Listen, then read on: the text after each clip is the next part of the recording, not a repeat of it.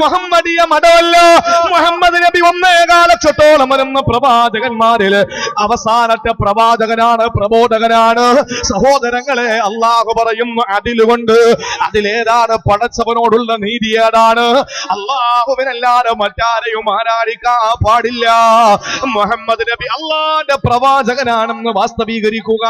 ഇതാണ് റബ്ബിനോടുള്ള നീതി. ഇനി പടപ്പുകളുടെ നീതിയുണ്ട്. എന്ത് നീതിയാ? രണ്ട് കെട്ടിയാൽ അതിൽ ഇന്ന് ഇസ്ലാമിനെ പറ്റി കളിയാക്കുന്നത് എന്താണ്? രണ്ട് കെട്ടാൻ 4 കെട്ടാൻ അനുവാദം കൊടുക്കുന്നു എന്നുള്ളതാണ്. ഒന്ന് ചിന്തിച്ചേ, നിങ്ങളൊരു കാര്യം മനസ്സിലാക്കുക. 4 കെട്ടാനല്ല, 2 കെട്ടാനല്ല, ഒരു പെണ്ണ് കെട്ടുന്നതിൽ പോലും ഇസ്ലാം നിയമങ്ങൾ വെച്ചിട്ടുണ്ട്. ഒരു പെണ്ണ് കെട്ടുന്നതിൽ പോലും ഇസ്ലാം നിയമം വെച്ചിട്ടുണ്ട്. എന്ത് നിയമമാണ്? പഠിച്ചോളിൻ. ഒരു മനുഷ്യനെ, ഒരു പുരുഷനെ സംബന്ധിച്ചിടത്തോളം അവന് വിവാഹം കഴിക്കാൻ ആഗ്രഹം ഉണ്ടായി, ആ വിവാഹം കഴിക്കുന്നതിൽ അവന് താല്പര്യമുണ്ട്, അവന് നല്ല ആരോഗ്യമുണ്ട്, അവളെ നോക്കാനുള്ള സാമ്പത്തികം അവന്റെ കയ്യിലുണ്ടെങ്കിൽ അവന് നിക്കാഹ് കഴിക്കാം. ഇസ്ലാം പഠിപ്പിച്ചതാണ്. 4 കെട്ടുന്നതിലല്ല പ്രിയപ്പെട്ടവരെ, 1 കെട്ടുന്നതിൽ പോലും ഇസ്ലാം നിയമം വെച്ചു. ആരോഗ്യമൊന്നുമില്ല, കല്യാണം കഴിക്കണ്ട. പൈസയൊന്നുമില്ല, നീ പെണ്ണ് കെട്ടണ്ട. ആഗ്രഹമല്ല, പെണ്ണിട്ട കാര്യമില്ലല്ലോ. ആഗ്രഹം കൊണ്ട് ഉസ്താദെ, പൈസ ഇല്ല, ആരോഗ്യമൊക്കെ ആവശ്യത്തിനുണ്ട്, പക്ഷെ പൈസയൊന്നുമില്ല. അള്ളാഹുവിന്റെ ദീൻ പറഞ്ഞ എന്താ? എന്ന മര്യാദയ്ക്ക് നോമ്പും പിടിച്ചിട്ട് പള്ളിയിൽ പോയിരുന്നു. നബി മുഹമ്മദ് മുസ്തഫ. ആഗ്രഹം ഉണ്ടായ പോലെ, ആഗ്രഹം ആർക്കും ഉണ്ടാവും. പക്ഷേ അവളെ പോറ്റാനും, അവൾക്ക് മഹർ കൊടുക്കാനും, അവൾക്ക് ആഹാരം വാങ്ങിക്കൊടുക്കാനും, കൊല്ലത്തിൽ 2 ജോഡി വസ്ത്രം വാങ്ങിച്ചു കൊടുക്കാനും കുറഞ്ഞത് പ്രശ്നമൊന്നും ഉണ്ടാക്കണ്ട. അപ്പൊ അതിനൊക്കെയുള്ള സാമ്പത്തികം നിനക്കുണ്ട് എങ്കിൽ നീ എന്ത് ചെയ്യണം? വിവാഹം കഴിക്കണം. ഇല്ലെങ്കിലോ നോമ്പ് പിടിച്ചിട്ട് നിന്റെ വികാരത്തെ ഉടയ്ക്കണമെന്ന് മുഹമ്മദ് മുസ്തഫ. അതാണ്. 1 നിയമം വെച്ചിട്ടുണ്ട്. നീതി എന്ന് പറയുന്നത് ഒരു ഉത്തരവാദിത്വം നിർവഹിക്കുമ്പോൾ നീതി കൽപ്പിക്കണം, നീതി നടപ്പിലാക്കണം. പെണ്ണ് കെട്ടുമ്പോ 1-ലധികം ഭാര്യമാരുണ്ടെങ്കിൽ നീതി പുലർത്തണം. മക്കളുണ്ടെങ്കിൽ അതിൽ നീതി പുലർത്തണം. മാപ്പയും ഉമ്മയും ഉണ്ടെങ്കിൽ അതിൽ നീതി പുലർത്തണം. നമ്മുടെ ഉത്തരവാദിത്വങ്ങളിൽ നീതി ഉണ്ടാകണം നമുക്ക്. അത് എല്ലാവരോടും, അയൽവാസികളുടെ നീതിയുണ്ട്, മറ്റുള്ള സമുദായത്തോട് നീതിയുണ്ട്, ഒക്കെ നമ്മൾ നീതി പുലർത്തുന്നത്. അള്ളാഹുവിന്റെ ഏറ്റവും വലിയ കൽപ്പനാവാചകം ഇതാണ്: ഇന്നല്ലാഹ യഅ്മുറു ബിൽ അദ്ൽ. അള്ളാഹു നിങ്ങളുടെ നീതി കൽപ്പിക്കാൻ, നീതി നടപ്പിലാക്കാൻ അള്ളാഹു കൽപ്പിക്കുകയാണ്. പടച്ചവനോടുള്ള നീതി എന്ന് പറഞ്ഞാൽ അവനോട് ഒരു വസ്തുവിനെയും പങ്കുചേർക്കാൻ പാടില്ല. മുഹമ്മദ് റസൂലുള്ളാഹ് അള്ളാന്റെ പ്രവാചകനാണ് മുഹമ്മദ് നബി എന്ന് മനസ്സിലാക്കുക. അത്ര മനസ്സിലാക്കുക ഇല്ലേ? ലാ ഇലാഹ ഇല്ലല്ലാഹു മുഹമ്മദ് റസൂലുള്ളാഹ്. ലാ ഇലാഹ ഇല്ലല്ലാഹ് എത്ര അക്ഷരമുണ്ട്? മക്കളെ പറയ്, എത്ര അക്ഷരമുണ്ട്? ലാ ഇലാഹ ഇല്ലല്ലാഹ് എത്ര അക്ഷരമുണ്ട്? 12 അക്ഷരമുണ്ട്. 12 അക്ഷരങ്ങളാണ്. ഒരു കൊല്ലത്തിൽ എത്ര മാസമുണ്ട്?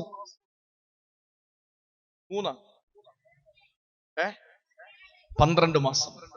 ഒരു കൊല്ലത്തില് 12 മാസം. ലാ ഇലാഹ ഇല്ലല്ലാഹ് എത്ര അക്ഷരമുണ്ട്? 12 അക്ഷരം.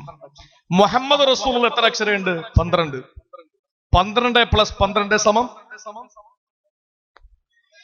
24. ഒരു ദിവസം എത്ര മണിക്കൂറുണ്ട്? 24 മണിക്കൂർ. 12 മാസക്കാലം അവന്റെ ജീവിതം ലാ ഇലാഹ ഇല്ലല്ലാഹ് ആകണം. 24 മണിക്കൂറും അവന്റെ പ്രവർത്തനം മുഹമ്മദ് റസൂലുള്ളാഹി ആകണം. എങ്കിലേ അവന് പരിപൂർണ്ണ മുസ്ലിം ആകും. ഇത് നീതിയാണ്. മാത്രമല്ല, അറബി ഗ്രാമറിൽ, അറബി കലാമിൽ ഇത്രയും വലിയ ഒരു വാചകത്തിൽ പുള്ളിയില്ലാത്തത് ലാ ഇലാഹ ഇല്ലല്ലാഹു മുഹമ്മദ് റസൂലുള്ളാഹി മാത്രമാണ്. വേറെ ഏത് പരിശോധിച്ച് നോക്ക്, പുള്ളിയാണ്. ഇത്രയും വലിയൊരു വാചകത്തില് പുള്ളിയില്ലാത്ത, ഇത്രയും നീളമുള്ള വാചകം ലാ ഇലാഹ ഇല്ലല്ലാഹ് മുഹമ്മദ് റസൂലുള്ളാഹി എന്ന 2 വാചകങ്ങളാണ് അറബി ഗ്രാമറിൽ.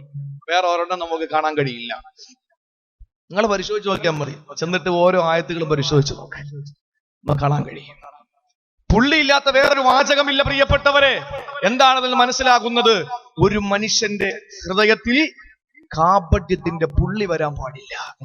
ലാ ഇലാഹ ഇല്ലല്ലാഹ് അനുസരിച്ച് ജീവിക്കുന്ന ഒരാൾക്ക്, മുഹമ്മദ് റസൂലുള്ളാഹി അനുസരിച്ച് ജീവിക്കുന്ന ഒരാൾക്ക് ഹൃദയത്തിൽ എന്ത് വരാൻ പാടില്ല? പുള്ളി വരാൻ പാടില്ല.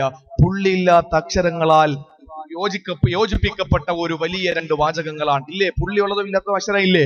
അലിഫിന് പുള്ളിയില്ല, ബായിന് പുള്ളിയുണ്ട്, തായിന് 2 പുള്ളിയുണ്ട്, സായിന് പുള്ളിയുണ്ട്, ജീമിന് പുള്ളിയുണ്ട്, ഹായിന് പുള്ളിയില്ല, ഖായിന് പുള്ളിയുണ്ട്, ദാലിന് പുള്ളിയില്ല, ദാലിന് പുള്ളിയുണ്ട്, റായിന് പുള്ളിയില്ല, സായിന് പുള്ളിയുണ്ട്, സീനിന് പുള്ളിയില്ല, ഷീനിന് പുള്ളിയുണ്ട്, സ്വാദിന് പുള്ളിയില്ല, ലാദിന് പുള്ളിയുണ്ട്, ത്വായിന് പുള്ളിയില്ല, ലായിന് പുള്ളിയുണ്ട്, ഐനിന് പുള്ളിയില്ല, ഗൈനിന് പുള്ളിയുണ്ട്, ഫായിനും കാഫിനും പുള്ളിയുണ്ട്, കാഫിനും ലാമിനും മീമിനും പുള്ളിയില്ല, നൂനിന് പുള്ളിയുണ്ട്, വാവിന് പുള്ളിയില്ല, ഹായിന് പുള്ളിയില്ല, യാഇന് 2 പുള്ളിയുണ്ട്.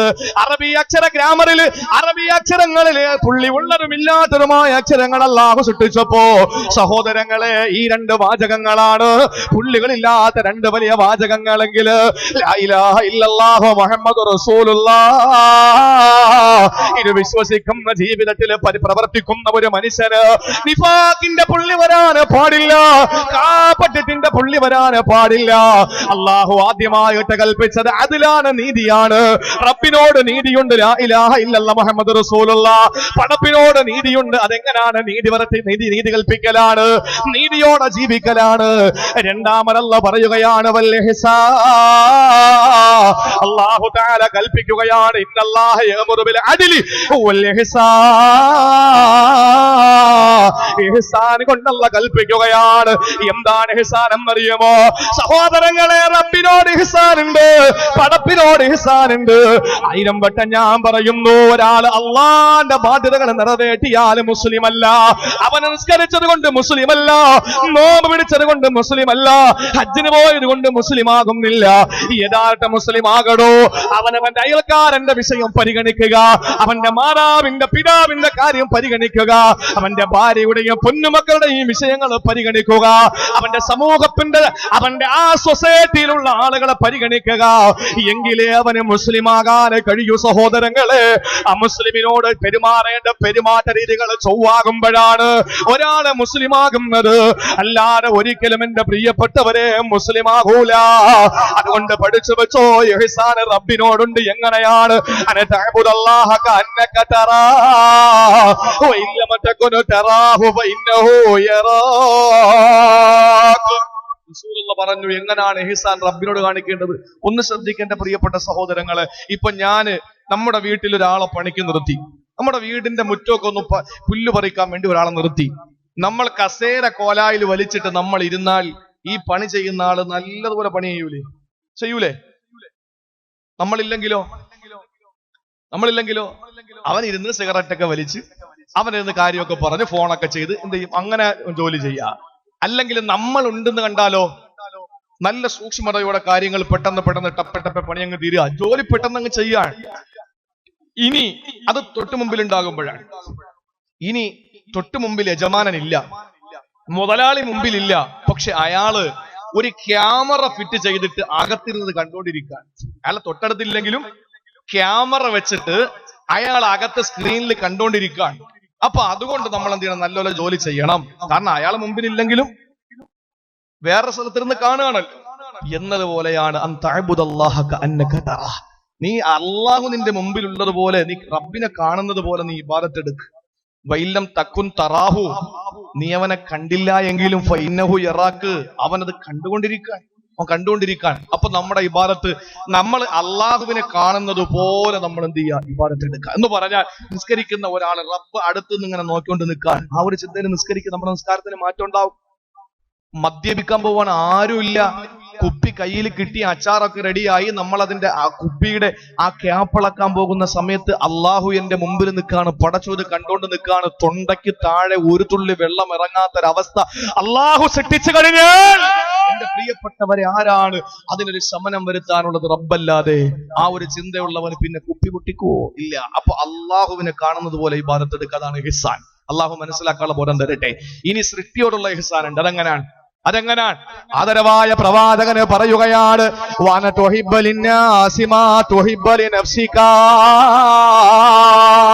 ഇവിടെ ചിന്തിക്കണേ ഹൈന്ദവ സഹോദര, ഇവിടെ ചിന്തിക്കണേ ക്രിസ്ത്യാനിയായ പെങ്ങളെ, ചിന്തിക്കണേ സഹോദരങ്ങളെ. റസൂലുള്ള ഞങ്ങളോട് പറഞ്ഞത്, ഞങ്ങളോട് അല്ലാഹുവിന്റെ റസൂൽ പറഞ്ഞത് എന്താണെന്നറിയുമോ? അനതുഹിബ്ബലിന്നാസ്, ജനങ്ങൾക്ക് വേണ്ടി നീ ആഗ്രഹിക്കുക. എന്താഗ്രഹിക്കുക? നിനക്കെന്ത് ആഗ്രഹിക്കുന്നുവോ ജനങ്ങൾക്ക് വേണ്ടി കൊതിക്കുക. ഇവിടെ മുസ്ലിമിന് ആഗ്രഹിക്കുമെന്ന് റസൂല് പറഞ്ഞില്ല, മുസ്ലിമിനെ നീ എന്താഗ്രഹിക്കുമെന്ന് പറഞ്ഞില്ല. നിന്റെ മനസ്സിൽ നീ എന്ത് കൊതിക്കുന്നുവോ അത് മുസ്ലിമിന് കിട്ടട്ടെ എന്ന് റസൂല് പഠിപ്പിച്ചില്ല. നബി തങ്ങൾ പറഞ്ഞതെന്താണ്? നീ മനസ്സിൽ എന്ത് കൊതിക്കുന്നുവോ അത് ജനങ്ങൾക്ക് കിട്ടട്ടെ എന്നാണ്. അത് മുസ്ലിം എന്നല്ല, ക്രിസ്ത്യാനി എന്നല്ല, ഹിന്ദു എന്നല്ല, എല്ലാവർക്കും കിട്ടട്ടെ. അതുകൊണ്ടാണ് മുസ്ലിം, നിങ്ങൾ നോക്ക്, പാവപ്പെട്ട ഹരിയാനയിലെ പാവപ്പെട്ട ചെറുപ്പക്കാരെ എത്രയോ സ്ഥലങ്ങളിലാണ് ഒരു മൃഗത്തിന്റെ പേരിൽ തല്ലിക്കൊന്നത് ഒരാളും ചോദിക്കാനില്ല. പട്ടാപ്പകല് എന്റെ സഹോദരങ്ങളെ പരിശുദ്ധ റമളാൻ മാസത്തിൽ പോലും പഞ്ചഗവ്യ കുടിപ്പിച്ചു, കഴിപ്പിച്ചു ഇല്ലേ? ഒട്ടകത്തിന്റെ പിന്നെ പശുവിന്റെ ചാണകം, പശുവിന്റെ മൂത്രം, പശുവിന്റെ പാല്, പശുവിന്റെ നെയ്യ് അടക്കമുള്ള അതുപോലെ വേറെന്തോ സാധനം, ഇതെല്ലാം കൂടി ഒരുമിച്ച് കൂട്ടുന്ന പഞ്ചഗവ്യ 5 സാധനങ്ങൾ കൂടി ഉണ്ടാക്കുന്ന പശുവിൽ നിന്നുണ്ടാക്കിയെടുക്കുന്ന ഒരു പ്രത്യേകതരം ഭക്ഷണം അത് കഴിപ്പിച്ചു. ആരെ? മുസ്ലിം സഹോദരങ്ങൾ, നോമ്പുകാരായ സഹോദരങ്ങളെ പറ്റാപ്പകല് പച്ചയ്ക്ക് നടു റോഡിൽ ഇരുത്തിയിട്ട് കഴിപ്പിച്ചു. എന്താ ചെയ്തതിന്റെ പേരിലാണ്? പശുവിന്റെ തുകൽ കച്ചവടം ചെയ്തു എന്നതിന്റെ പേരിൽ. ആരും ചോദിക്കാൻ വന്നില്ല, ഒരു പ്രശ്നം അതിന്റെ പേരിൽ ഉണ്ടായില്ല. അതേസമയം ഗുജറാത്ത് എന്ന് പറയുന്ന സംസ്ഥാനത്തിലെ പാവപ്പെട്ട ദളിത് വിഭാഗത്തിൽപ്പെട്ട സഹോദരങ്ങൾ തുകൽ കച്ചവടക്കാരായ സഹോദരങ്ങൾ ആക്രമിച്ചതുമായി ബന്ധപ്പെട്ട് ഇന്ന് ആ നാട് പ്രതിഷേധത്തിന്റെ മുൾമുനയിലാണ്. എന്തുകൊണ്ടാണ്? മുസ്ലിം അല്ലാത്ത ഒരാൾക്കൊരു വിഷയം വന്നപ്പോൾ മുസ്ലിങ്ങൾ കൂടി അതിൽ രംഗത്ത് വന്നു. അവർക്കത് സഹിക്കൂല. കാരണം എന്താണ്? ഇഹ്സാൻ, നമ്മൾ എന്താഗ്രഹിക്കും അത് മറ്റുള്ളവർ കൂടെ കിട്ടണമെന്നുള്ള ഒരു മനസ്സിന്റെ ആഗ്രഹം, അതൊരു മോമിനിന്റെ ധാർമ്മിക രോഷമാണ്, ഒരു മോമിനിന്റെ ധാർമ്മികതയാണ്. അത് ഒരിക്കലും അവന്റെ ജീവിതത്തിൽ നിന്ന് മാറ്റിവെക്കാൻ കഴിയില്ല. എങ്കിൽ അള്ളാഹു കൽപ്പിച്ച 2ാമത്തെ കാര്യമാണ് അൽ-ഇഹ്സാൻ. 3-മതല്ല പറയുകയാണ് നിന്റെ ഏറ്റവും അടുത്ത ബന്ധുമിത്രാദികൾക്ക് നീ ധർമ്മം ചെയ്യണേ. നീ ഫിത്ർ സക്കാത്തിന്റെ അരി കൊടുക്കുന്നത് ആർക്കാണ് കൊടുക്കേണ്ടത്? നിന്റെ കുടുംബക്കാർക്ക് കൊടുത്താൽ അതിന് 3 പുണ്യമുണ്ടെന്നാണ് റസൂലുള്ള പഠിപ്പിക്കുന്നത്. ഒന്ന് സദഖയുടെ കൂലിയാണ്, 2 കുടുംബമെന്ന് ചേർത്തതിന്റെ കൂലിയാണ്, അതുപോലെ സഹോദരങ്ങളെ ഫിത്ർ സക്കാത്തിന്റെ കൂലിയാണ്. അങ്ങനെ ഏതൊരു കാര്യമായിരുന്നാലും നിന്റെ അടുത്ത ബന്ധുക്കൾക്ക് കൊടുത്താൽ 3 പുണ്യം കിട്ടുമെന്നാണ്. എന്തുകൊണ്ടാണ് ഇതിൽ ഖുർബ? കുടുംബക്കാരെ നിങ്ങൾ ശ്രദ്ധിക്കണേ, കുടുംബക്കാരെ നിങ്ങൾ ചിന്തിക്കണേ, കുടുംബക്കാർക്ക് നിങ്ങൾ ഗുണം ചെയ്യണേ. ഇത് അല്ലാഹുവിന്റെ പരിശുദ്ധമായ ഖുർആനിന്റെ ഏറ്റവും വലിയ ഒരു ആജ്ഞാവാക്യമാണെങ്കിൽ എന്റെ ശബ്ദം ശ്രവിക്കുന്ന സഹോദരങ്ങളോട് സഹോദരിമാരോട് പറയുകയാ, മഹാനായ ഇബ്നു മസ്ഊദ് റളിയല്ലാഹു തആല എന്ന് പറയുകയാണ്, അല്ലാഹുവിന്റെ പരിശുദ്ധമായ ഖുർആനിലെ കൽപ്പനകളിൽ ഏറ്റവും വലിയ കൽപ്പന തന്നെയാണ്. ആ സമയത്ത് 3-മത് ചോദിക്കുകയാണ്, എന്താണ് മഹാനായ ഇബ്നു മസ്ഊദ് അല്ലാഹുവിന്റെ ഖുർആനിലെ ഏറ്റവും സാരസമ്പുഷ്ടമായ ആയത്ത് ഏതാണ്? ഏറ്റവും സാരസമ്പുഷ്ടമായ ആയത്ത് ഏതാണ്? 3-മത് ചോദിച്ചതാണ്. ഏറ്റവും സാരസമ്പുഷ്ടമായ ആയത്ത് ഏതാണ്? ഇബ്നു മസ്ഊദ് റളിയല്ലാഹു അൻഹുവിനോട് ചോദിച്ചു. ആരാ? ഉമർ തങ്ങളുടെ സംഘത്തിലുള്ള ഒരു സാധാരണക്കാരൻ ചോദിച്ചു. നമ്മൾ എത്ര പേര് ഇൽമു പഠിക്കും? എത്ര പേര് ഇൽമു പഠിക്കാൻ തയ്യാറാകും? പള്ളിയിലെ ഇമാമ് നിസ്കാരം കഴിഞ്ഞിട്ട് എഴുന്നേറ്റ് നിന്നിട്ട് പറഞ്ഞു, എല്ലാവരും ഒന്ന് ഇരിക്കണേ, ഒരു കാര്യം പറഞ്ഞോട്ടെന്ന് പറഞ്ഞാൽ ആരായിരിക്കുക? നമ്മൾ എങ്ങോട്ടായി ഓടുന്നതിന്റെ പ്രിയപ്പെട്ട സഹോദരങ്ങളെ? ഇന്ന് വരെ നമുക്ക് നമ്മുടെ വിഷയങ്ങൾ പഠിക്കാനുള്ള ഒരു മനസ്സ് നമുക്ക് ഉണ്ടായിട്ടുണ്ടോ? നിക്കാഹിന്റെ സദസ്സില് പുതിയാപ്പള കല്യാണം കഴിക്കാൻ പോകുന്ന പുതിയാപ്പള സ്വർണ്ണം എടുക്കാൻ സമയമുണ്ട്, തുണി എടുക്കാൻ സമയമുണ്ട്, കല്യാണം വിളിക്കാൻ സമയമുണ്ട്, കൂട്ടുകാരൊപ്പം സെൽഫി എടുക്കാൻ സമയമുണ്ട്, ഒക്കെ സമയമുണ്ട്. പള്ളിയിലെ മഹലിലെ ഖത്തീബിന്റെ അടുത്ത് വന്നിട്ട്, ഉസ്താദേ ഈ പെണ്ണിന്റെ വാപ്പാന്റെ കൈ പിടിച്ചിട്ട് ഞാൻ എന്തൊക്കെ പറയുമല്ലോ, അപ്പോഴും ഞാൻ ആയി പോകാതെ ഇപ്പൊ നിങ്ങളൊന്ന് പറഞ്ഞു തരി എന്ന് പറഞ്ഞിട്ടൊന്ന് എഴുതിയെടുത്ത് പഠിക്കുന്ന എത്ര പുതുമാരനുണ്ട്, എത്ര പുതിയാപ്പളയുണ്ട്. ആ പുതിയാപ്പള അതിനൊന്നും തയ്യാറാവൂല. പക്ഷെ ഉസ്താദ് ഒരു വക്കത്ത് ഇല്ലാതെ വന്നു, ഭാര്യയ്ക്ക് വേറെ മുടക്കായിട്ട് വീട്ടിൽ പോയി, അല്ലെങ്കിൽ മക്കൾക്ക് സുഖമില്ലാതെ വീട്ടിൽ പോയെന്ന് കണ്ടാലും വന്നിട്ട് ഉടക്കുണ്ടാക്കുന്ന പ്രശ്നം ഉണ്ടാക്കുന്ന ആളുകളാണ്. പക്ഷെ അവന്റെ ഒരു വിഷയം വന്നപ്പോൾ ചോദിച്ചു പഠിക്കാൻ നല്ല മനസ്സ് കാണിക്കാത്ത ചെറുപ്പക്കാര് എന്തിനാണ്? എന്റെ പ്രിയപ്പെട്ട സഹോദരങ്ങളെ, ഇന്ന് റസൂലുള്ള പറഞ്ഞല്ലോ, ഇന്നല്ലാഹ യബ്ഗളു കുല്ല ജഅലരിൻ ജവ്വാലിൻ സഖാബിൻ ബിൽ അസ്വാഖി. എന്താ പറഞ്ഞേ? അള്ളാഹു ഏറ്റവും കൂടുതൽ കോപിക്കുന്ന ആരോടെന്നറിയോ?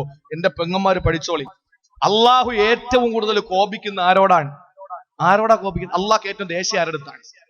നമ്മൾ പറയും മറ്റവന്റെ അടുത്ത് അള്ളാഹ്ക്ക് ദേഷ്യം, അവന്റെ അടുത്ത് അവൻ പറയും നിങ്ങളുടെ അടുത്ത ദേഷ്യം. അങ്ങനെയല്ല. ഏറ്റവും ദേഷ്യം അള്ളാഹ്ക്കുള്ളത് ആരോടെന്നറിയോ? ആരോടാ? കുല്ല ജഅ്ലരിൻ.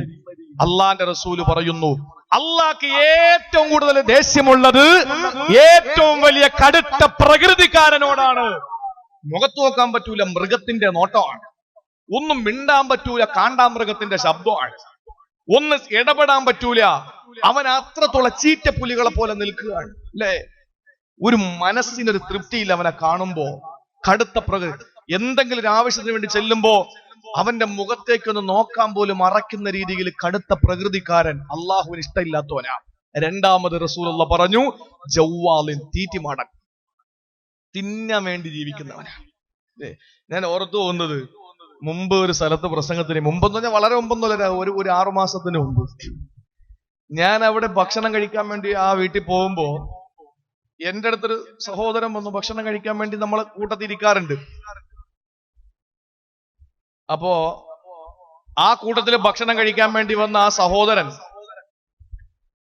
എന്റെ അടുത്തിരുന്ന് ഭക്ഷണം കഴിച്ചുകൊണ്ടിരിക്കുകയാണ്. അപ്പൊ ഇടത്തെ കയ്യില്, ഇവിടെ എന്താ പറയുന്നത് എനിക്കറിയില്ല, ഈ ചെറിയ പച്ചമുളക് ഉണ്ടല്ലോ, കാന്താരി മുളക് എന്ന് പറയുന്നത്, കാന്താരി മുളക് ഇടത്തെ കയ്യിൽ ഇരിക്കുകയാണ്. വലത്തെ കയ്യിൽ വലിയൊരു കോഴിയുടെ കാല് പൊരിച്ചത്. വലിയൊരു കോഴിക്കാല് കയ്യിലിരിക്കുന്നു, ഇടത്തെ കയ്യിൽ ചെറിയ കാന്താരി മുളകും. വല്ലാഹി നടന്ന കാര്യം പറയുന്നത്. ഇയാൾ ഈ കോഴിയുടെ കാലിൽ നിന്നൊരു കടി കടിക്കും, കാന്താരി മുളകിൽ നിന്നൊരു കടി കടിക്കും. അപ്പൊ ഞാൻ ചോദിച്ചത് എന്ത് പറ്റി? കൊളസ്ട്രോൾ അവസ്ഥ, കൊളസ്ട്രോൾ, ഭയങ്കര കൊളസ്ട്രോൾ. ഞാൻ പിന്നെ കോഴിയുടെ കാലം കളഞ്ഞാൽ പോരെ, അതില്ലാതെ ഭക്ഷണം ഇറങ്ങില്ല. അതില്ലാതെ ഭക്ഷണം കഴിക്കാൻ പറ്റൂല. തിന്നാൻ വേണ്ടി നമ്മൾ ജീവിക്കാൻ, അല്ലേ? തിന്നാൻ വേണ്ടി അങ്ങനെ തീറ്റിമാടനാകുന്ന ഒരാള് അള്ളാന്റെ റസൂല് പറയുന്ന അള്ളാഹ്ക്ക് ഇഷ്ടമില്ലാത്തവനാണ്. തിന്നാൻ വേണ്ടിയല്ല ജീവിക്കേണ്ടത്. പിന്നെ എങ്ങനെ ജീവിക്കണം? ജീവിക്കാൻ വേണ്ടി തിന്നണം, ജീവിക്കാൻ വേണ്ടി തിന്നണം, തിന്നാൻ വേണ്ടി ജീവിക്കാൻ പാടില്ല. മൂന്നാമനല്ല വെറുക്കുന്ന ആളിനെ പറ്റി പറഞ്ഞു, സഹാബിൻ ബിൽ അസ്വാഖ്, കമ്പോളത്തിൽ വന്ന് പ്രശ്നമുണ്ടാക്കുന്നവനെ, കമ്പോളത്തിൽ വന്ന് പ്രശ്നമുണ്ടാക്കുന്നവര്, അവന് നാട്ടിലെ കേടിയാണ്, നാട്ടിലെ റൗഡിയാണ്, നാട്ടിലെ തറവാടിയാണ്, ആ നാട്ടിലെ തെമ്മാടിയാണ്. എവിടെ പ്രശ്നമുണ്ടോ, അടിപിടിയുണ്ടോ, അവിടെ യവന്റെ പേര് ഉണ്ട്. യവൻ അത്രത്തോളം തെമ്മാടിയാണ്. സഹാബിൻ ബിൽ അസ്വാഖ്, കമ്പോളങ്ങളിൽ വന്ന് പ്രശ്നമുണ്ടാക്കുന്നവനാ. എന്നിട്ട് അല്ലാഹുവിന്റെ റസൂല് പറയുന്നു, ജീഫത്തും ബില്ലൈൽ, രാത്രി അവനെ ശവമാണ് എന്ന് പറഞ്ഞാലും എന്തോരൊറക്കമാണ്. ഭാര്യ കുട്ടിയാലും എണീക്കൂല, ഭാര്യ കരച്ചിലാണ്, ഭാര്യ കരച്ചില. കാരണം എന്തേ? അവന് ശവം തന്നെയാണ്. എഴുന്നേക്കൂല, അവന്റെ മക്കളുടെ കാര്യം നോക്കൂല, ഭാര്യയുടെ കാര്യം നോക്കൂല. ഒന്നാ കൂർക്കം വലിച്ച് ശവത്തെ പോലെ കിടക്കുകയാ. ആദരവായ പ്രവാചകൻ പറയുന്നു, പിന്നെ അവന്റെ പ്രത്യേകത എന്തെന്നറിയുമോ? അല്ലാഹുവിന്റെ റസൂല് പറയുന്നു, ഹിമാരിൻ ബിന്നാർ, പകലിലാണെങ്കിലോ അവന് കഴുതയെ പോലെ പണിയെടുക്കുന്നവനാണ്. പണിയെടുക്കുന്നതിന് തടസ്സമില്ല, അവന് പണിയെടുക്കുന്നതിന് മടിയില്ല. എപ്പോഴായിരം കിലോ എടുത്ത് തലയിൽ വെച്ചാൽ ചുമന്നു കൊണ്ടുപോകും. അവൻ അതിന് നല്ല മടിയില്ലാത്തവനാണ്. രാത്രി വന്ന് ശവത്തെ പോലെ കിടക്കുന്നവനാ. തീറ്റയിലെ മുമ്പന്തിയില, എവിടെ പോയാലും അടിയുണ്ടാക്കുന്നോനാ. അതുപോലെ തന്നെ അല്ലാഹുവിന്റെ റസൂല് പറയുന്ന കടുത്ത പ്രകൃതിക്കാരനാണ്. നബി തങ്ങൾ പറയുന്നു, ദുനിയാവിന്റെ ഏത് കാര്യങ്ങളും അവനറിയാ. പക്ഷെ ആഖിറത്തിന്റെ ഒരു കാര്യവും അവനറിയില്ല. നിസ്കാരത്തിന്റെ ഫർള് ചോദിച്ചാൽ അവനറിയില്ല, ഒളമുറിയുന്ന കാര്യം ചോദിച്ചാൽ അവനറിയില്ല. പക്ഷേ ഒരു ചെറിയ വലിയൊരു മൊബൈൽ എടുത്ത് കയ്യിൽ കൊടുത്താൽ ബറാക് ഒബാമയും അവനും കൂടെ ഒരുമിച്ച് തോളിൽ കൈയിട്ട് കാങ്കോൽ പള്ളിക്കകത്തിരിക്കുന്നത് ഉണ്ടാക്കിയെടുക്കും. മൊബൈൽ കണ്ടിട്ടില്ലേ? ബറാക് ഒബാമയും അവനും കൂടി കാങ്കോൽ പള്ളിയിലെ ഹൗദിനകത്ത് ഒളു ചെയ്തുകൊണ്ടിരിക്കുന്നതായിട്ട് അവന് മൊബൈലിൽ സെറ്റപ്പ് ആക്കി എടുക്കുക. കാര്യം എന്താ? നല്ല നൈപുണ്യമാണ് ആ വിഷയത്തിലൊക്കെ. ദുനിയാവിന്റെ എല്ലാ കാര്യത്തിലും അവന് നൈപുണ്യമുണ്ട്. പക്ഷെ ആഖിറത്തിന്റെ കാര്യം ചോദിച്ചാലോ, മോനെ ഒളു മുറിയുന്ന കാര്യം എത്ര? അത് അവനറിയില്ല. എത്ര പേർക്കറിയാം? അതുകൊണ്ട് പ്രിയപ്പെട്ട സഹോദരങ്ങളെ, പഠിക്കും. അള്ളാന്റെ പരിശുദ്ധ ഖുർആനിലെ ഏറ്റവും സാരസമ്പുഷ്ടമായ വാക്യം ഏതാണെന്ന് ഇബ്നു മസ്ഊദിനോട് ചോദിക്കുമ്പോൾ അദ്ദേഹം പറഞ്ഞ മറുപടി എന്താണെന്നറിയോ? ഏറ്റവും സാരസമ്പുഷ്ടമായ ഈ ഒരൊറ്റ പ്രസംഗം മതി. ഏത് പ്രസംഗം? എന്റെ പ്രസംഗമല്ല, ഇബ്നു മസ്ഊദ് തങ്ങൾ പറഞ്ഞ ആ ഒരു ആയത്ത് മാത്രം മതി ഒരാൾ നന്നാവാൻ. അത്ര വലിയ സാരസമ്പുഷ്ടമായ ആയത്ത് ഏതാണ്? പഠിച്ചോളിൽ. അള്ളാഹു മനസ്സിലാക്കാനുള്ള തൗഫീക്ക് നൽകി അനുഗ്രഹിക്കുമാറാവട്ടെ.